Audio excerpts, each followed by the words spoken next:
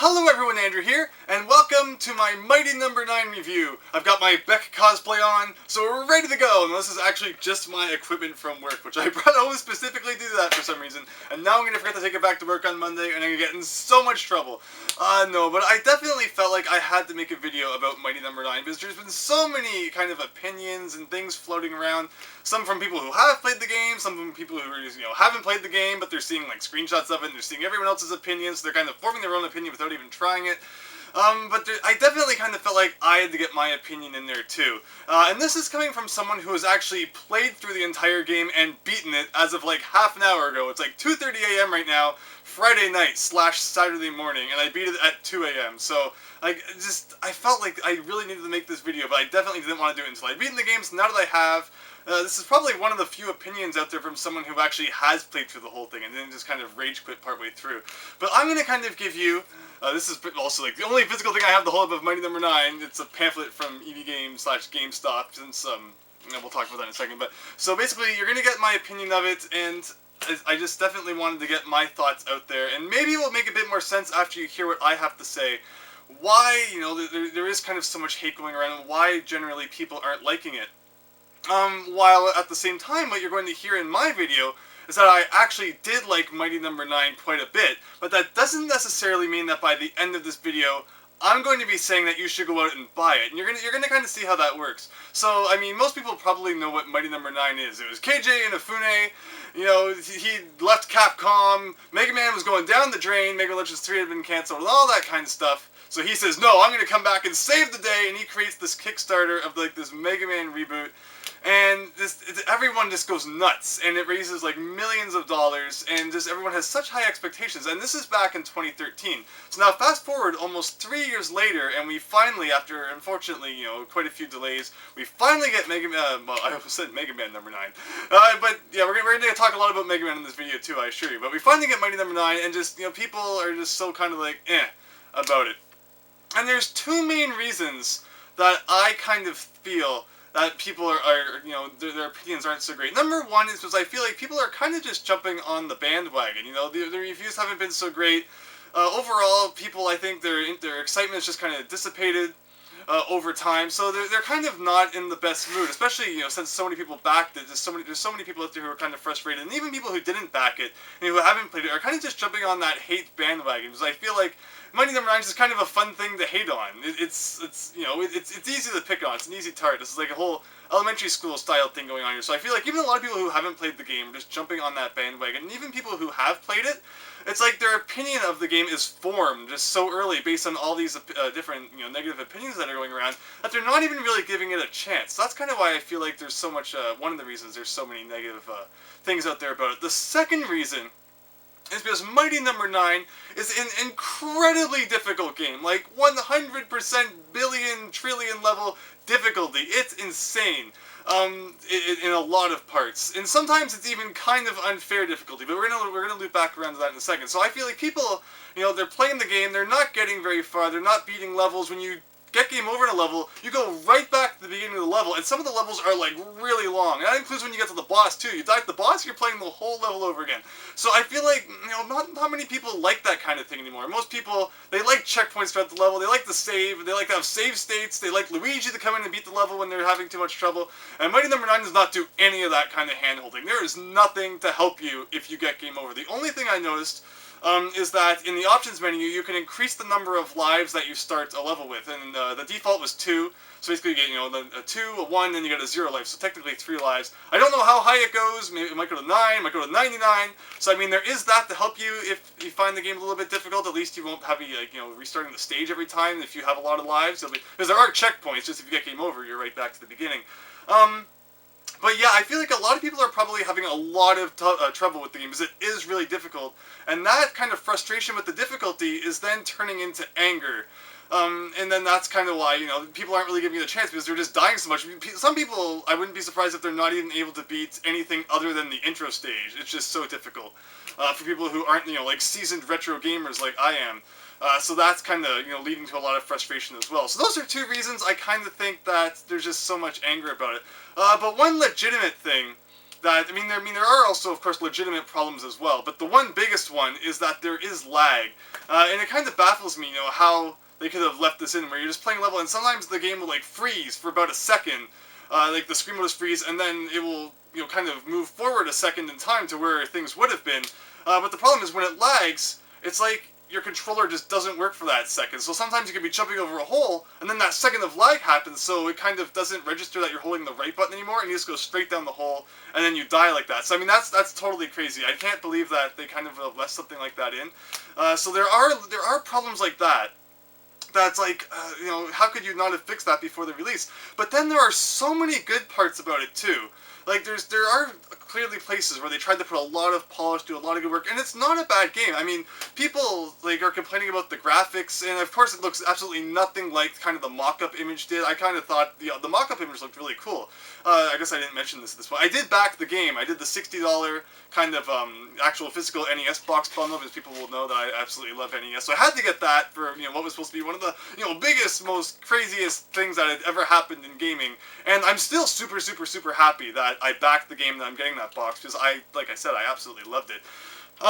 But, it is weird that they would have left problems like that in, but then there are other places, like, the graphics, I don't think are that bad once you get used to them. It's not what we were expecting, but I heard someone say that the graphics looked like they were from a Flash game. It's like, no, they're not that bad. Some of the levels don't look the best. Like, when you get to the level select screen, the very first level that the cursor puts you on is the fire level, and that's probably the worst level in the entire game, is the graphics are probably the worst, and it's literally just like a straight horizontal line, where the majority of the levels are quite lengthy, where if you're me, that's awesome, but if you're someone who is really frustrated when you have to play through a level again from the beginning when you get game over, that's probably not so awesome.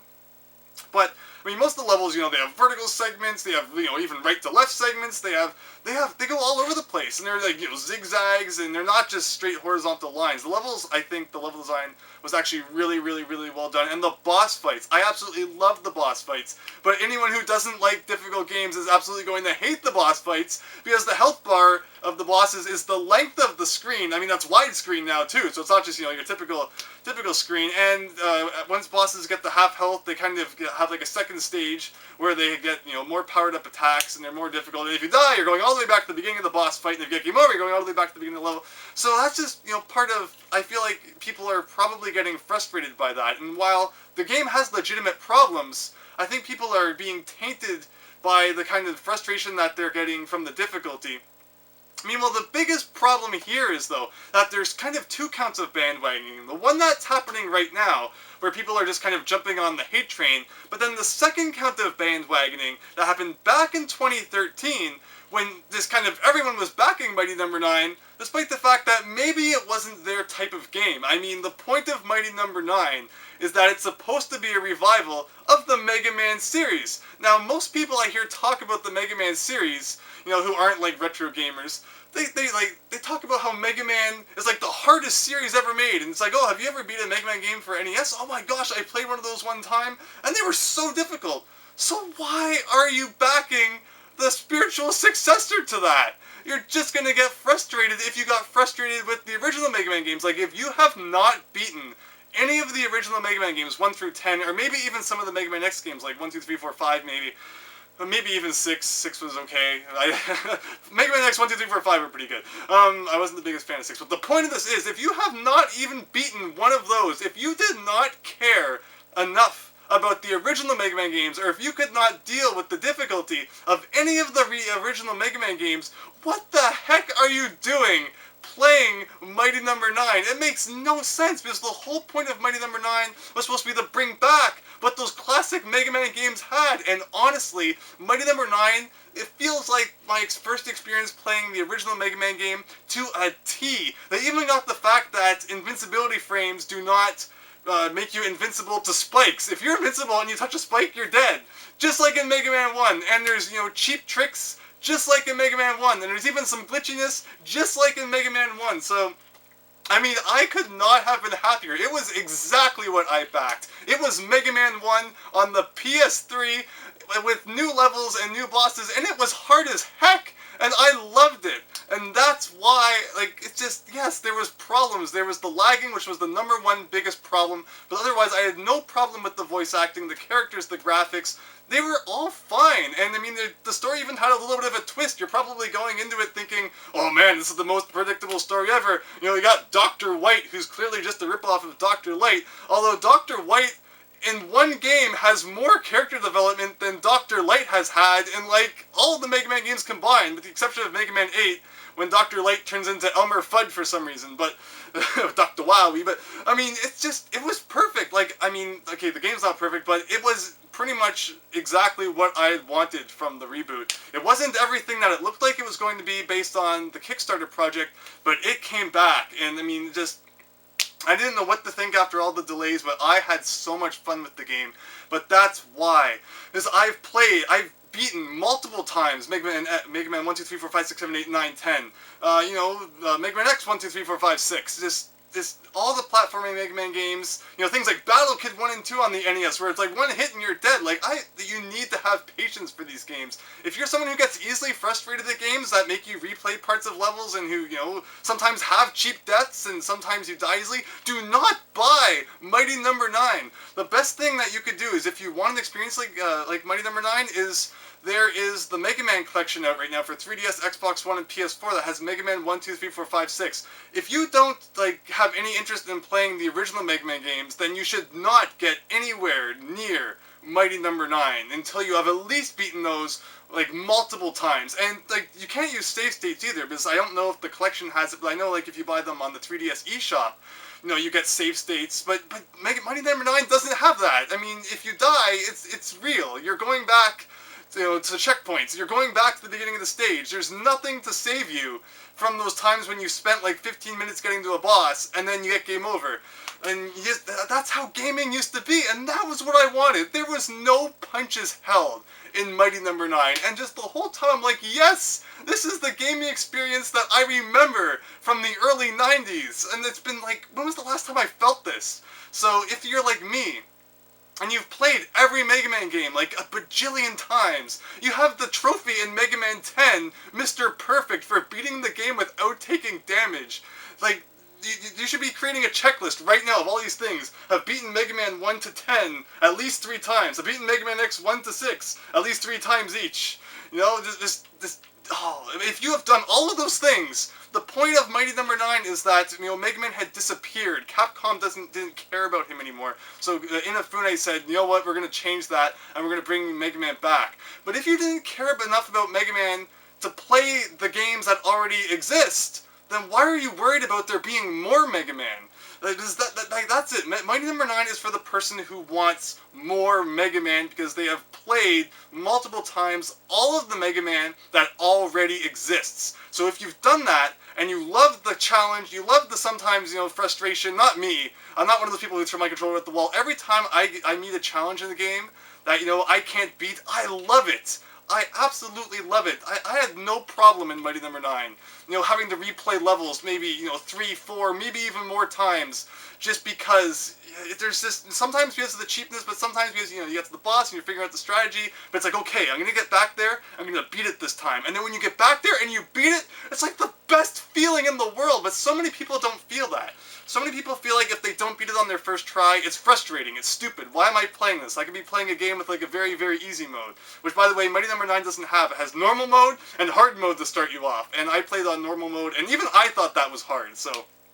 yeah, so I mean, if I'm saying that normal mode of Mighty No. 9 is hard, the guy who I've said, you know, multiple times now has played all of the original Mega Man games, Mega Man and all the Mega Man X games multiple times, and, you know, Mega Man ROM hacks, like, go play Rockman No Constancy, too. That's your checklist. You have to at least play a few Mega Man ROM hacks, Japanese ones, before you play Mighty No. 9. But if you've done all of that, then, and only then, are you ready to play Mighty No. 9. So, that's why, I mean, this video isn't very good for Inafune, because as much as I loved Mighty No. 9, I'm sure, like, you know, you're probably thinking I'm insane right now. Like, it was a terrible game, and, you know, it was awful, and you're just crazy, and you have terrible opinion on what good games are. Like, I mean, if your mind is set on hating Mighty Number 9, then that's fine. There's nothing I can say that will change your opinion of it. And, I mean, if Mega Man games aren't your thing, then of course you're not gonna like Mighty Number 9. That's like if I backed a first-person shooter game. I mean, I don't hate first-person shooters, but, like, I don't really play too many of them. That's like if I backed a Kickstarter project for a first-person shooter, just because the whole, rest of the world was doing it, and when it came out, I was like, man, this game's not very good. I keep getting, one-shot killed. It's stupid. Why am I even playing this? Like, that would make absolutely no sense. So I feel like if you took a poll of every single person who backed Mighty Number 9 and asked how many of you have beaten even one classic Mega Man game, the percentage would be so low that it's like, why did you even back Mighty Number 9? And if you asked how many people have beaten all 10 classic Mega Man games, like, even lower. Like, it baffles me. So in my opinion, Inafune, with the game itself, maybe it has problems like the lag, but with the level design, with the boss fights, all the boss fights made me so happy. They were just so good. And the boss music, oh, I could listen to that all day. It's like better than almost any classic Mega Man boss music, and it just gets you so pumped. And then the final boss's music was like an epic remix of that music, and it was like, ugh. And the final level even reminded me a lot of the final level of Mega Man X5, and I love the final level of Mega Man X5.